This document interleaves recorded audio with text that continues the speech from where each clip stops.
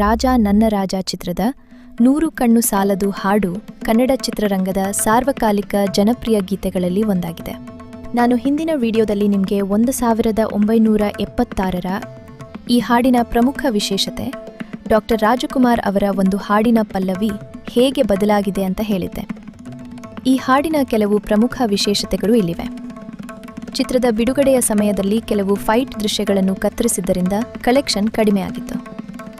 ನಂತರ ನಿರ್ಮಾಪಕ ಅಬ್ಬಯ್ಯ ನಾಯ್ಡು ಅವರ ಮನವಿಯ ಮೇರೆಗೆ ಆ ದೃಶ್ಯಗಳನ್ನು ಮತ್ತೆ ಸೇರಿಸಿದಾಗ ಚಿತ್ರವು ದೊಡ್ಡ ಯಶಸ್ಸು ಕಂಡಿತು. ಈ ಹಾಡಿನಲ್ಲಿ ಡಾಕ್ಟರ್ ರಾಜ್ಕುಮಾರ್ ಮತ್ತು ಆರತಿ ಅವರು ಅಭಿನಯಿಸಿದ್ದಾರೆ.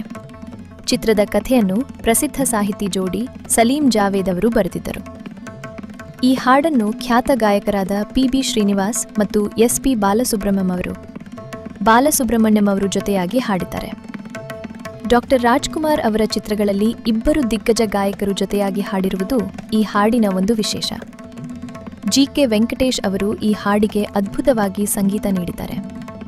ಇದೇ ರಾಗವನ್ನು ಅವರು 1980ರ ಜಾತರಾ ಎಂಬ ತೆಲುಗು ಚಿತ್ರದ ಮಾಘಮಾಸ ವೇಲಲೋ ಹಾಡಿಗಾಗಿ ಮರುಬಳಕೆ ಮಾಡಿಕೊಂಡರು.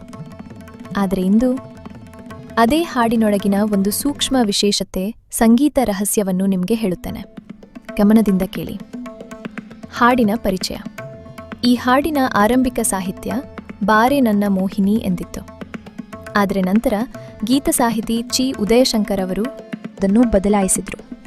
ಆ ಹಾಡು ಹೀಗೆ ಆರಂಭವಾಗುತ್ತದೆ.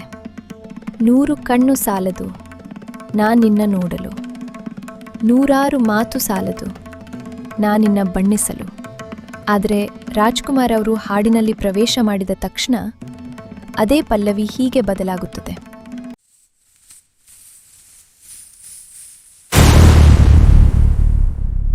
If this story touched your heart, please take a moment to like this video, subscribe to our channel and press the bell icon so you never miss another meaningful story. And share this video with your friends and family because one good story can change one life. Your support helps us create more and life-changing videos. Thank you for being part of this journey.